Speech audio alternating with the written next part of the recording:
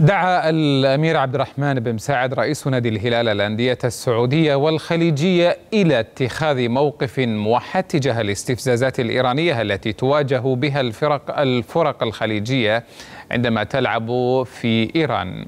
فيما يلي نقدم تقريرا مصورا نستعرض فيه جزءا من الضيافة الإيرانية للهلاليين أمس في طهران.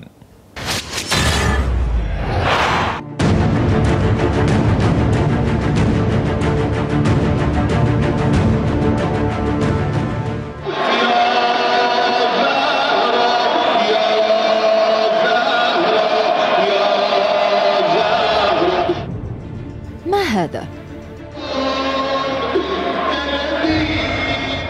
الحدث المعلن أنها مباراة كرة قدم، كل شيء يقول ذلك. ملعب، أرضية خضراء، جماهير، لكن ماذا يفعل هذا الرجل ذو العمامة البيضاء هنا؟ ومن هم أصحاب الرايات السوداء؟ وما المكتوب عليها؟ هل نحن في ملعب كرة قدم فعلاً؟ يبدو أن هذا الرجل ذي الزي الرياضي المنتمي لبعثة الهلال السعودي قد جاء إلى المكان الخطأ.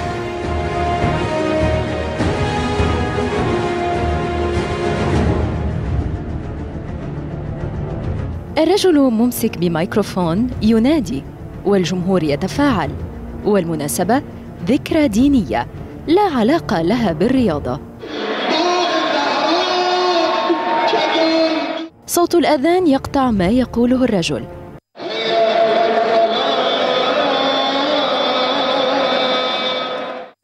الذي يعود مباشرة لإكمال وصلته.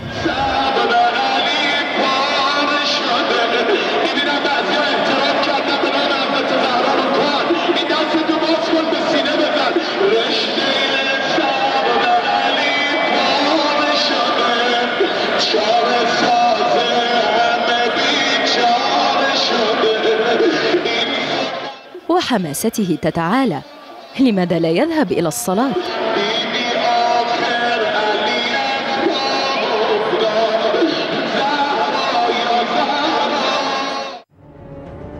الضيوف السعوديون يبدأون في الدخول إلى الملعب لإجراء التسخين، والاستقبال حافل، بل حافل جداً بالنيران والمفرقعات. شكراً لحسن الضيافة، يقولها لاعب الهلال الكوري والرعب في عينيه. المباراة تبدأ، السعوديون يتقدمون بهدف، الجمهور يرد بإلقاء النيران من جديد على مقاعد البدلاء.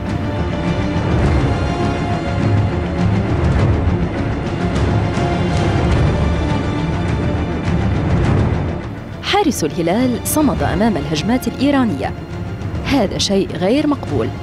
الجمهور يتدخل لمساعدة مهاجميه ويستهدف الحارس بصاروخ يثير دخاناً كثيفاً خلف المرمى. الحارس السعودي يشير بيديه، يبدو أنه يقول لا أريد أن ألعب. مراقب المباراة يقول للسعوديين ابقوا تحت مظلة مقاعد البدلاء، فاليوم لا حامي إلا الله.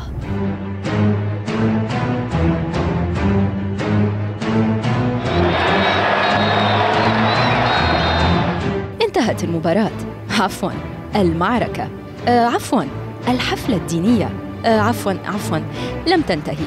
الجمهور يستمر في توجيه عبارات متطرفة دينية للضيوف، وهذه المرة يستخدم إشارات باليدين ليست لائقة أبداً لمن يتبع أي ديانة في هذا العالم الفسيح.